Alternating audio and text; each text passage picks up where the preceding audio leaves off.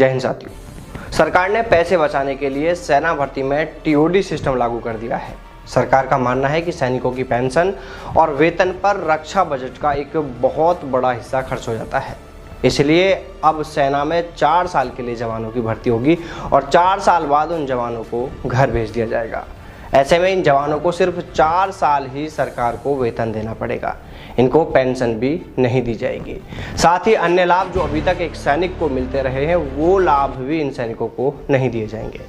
यानी इस तरह सरकार इनके वेतन और पेंशन व अन्य भत्ते पर खर्च होने वाले पैसे को बचा लेगी। यानी कुल मिलाकर टीओडी को सेना में इसलिए लागू किया गया है कि सरकार को पैसा बचाना है, सैनिकों की पेंशन बंद करनी है। बड़े शर्म की बात है कि सरकार उस सैनिक की पेंशन को बंद करना चाहती है जो हर वक्त अपनी जान हथेली पर रखकर देश की सुरक्षा में तैनात रहता है। अरे आपको पैसा ही बचाना है तो सांसद विधायकों की पेंशन और वेतन को बंद कर दो ना। ये तो वैसे भी दूसरे तरीकों से लाखों करोड़ों बना लेते हैं। एक रिपोर्ट की माने तो यूपी, एमपी और राजस्थान में 8-8 कार्यकाल की पेंशन उठा रहे हैं विधायक। आप सच जानकर चौंक जाएंगे कि काफी विधायक तो ऐसे हैं जिनकी 5 लाख रुपये महीने से भी ज्यादा पेंशन आती है। वहीं कार्यकाल के दौरान उन्हें सैलरी व भत्ते के रूप में 2.5 लाख रुपये महीने तक वेतन भी दिया जाता है।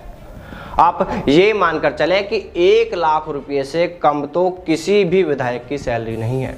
इसी तरह सांसदों की बात करें तो उन पर भी साल भर में अरबों रुपये खर्च होते हैं।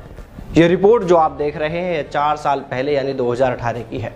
सूचना के अधिकार आरटीआई में यह खुलासा हुआ कि पिछले 4 वर्ष में लोकसभा और राज्यसभा के सांसदों के वेतन भत्तों पर सरकारी खजाने से 19 अरब से ज्यादा रुपये की रकम खर्च की गई। इस भुगतान का हिसाब लगाने से यह पता चलता है कि हर लोकसभा सांसद ने प्रत्येक वर्ष औसत 71.29 लाख रुपए के वेतन भत्ते हासिल किए, जबकि हर राज्यसभा सांसद को इस मद में प्रत्येक साल औसत 44.33 लाख रुपए का भुगतान किया गया। ये रिपोर्ट 2018 में सामने आई और उससे 4 साल पुरानी है। अब तो और भी वेतन भत्ते बढ़ गए हैं। इतना ही नहीं, इन्हें एक सैनिक से तो बहुत ज्यादा सुविधा दी जाती है। इन नेताओं पर सरकार अरबों खर्च कर रही है, लेकिन एक सैनिक को पेंशन देने में सरकार को जोर आ रहा है। अरे सरकार कौन सा अपने घर से दे रही है, वो भी तो जनता का ही पैसा है। अगर करना ही है तो इन विधायक सांसदों का वेतन और इनका जो पेंशन है वो बंद कर दो।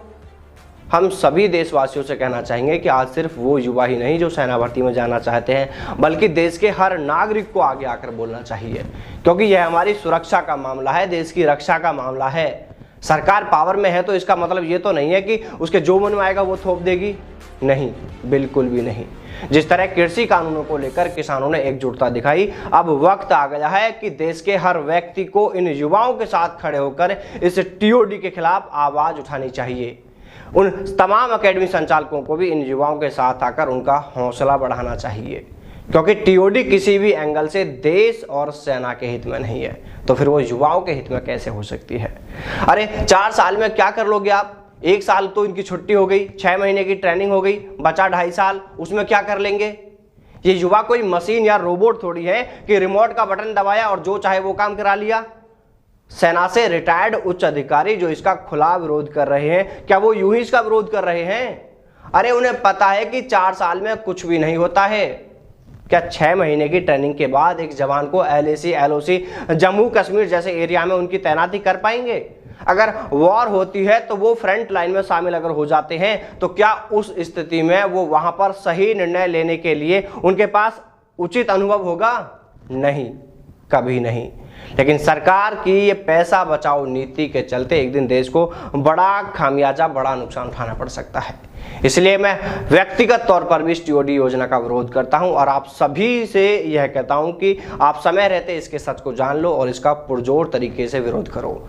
ये बात दिमाग से निकाल दो कि सरकार ने जो कर दिया वो ही रहेगा। नहीं, बिल्कुल नहीं। आम जनता से बड़ी कोई सरकार नहीं है। इसका जीता जागता उदाहरण आपने कृषि कानूनों को लेकर ही देख लिया है।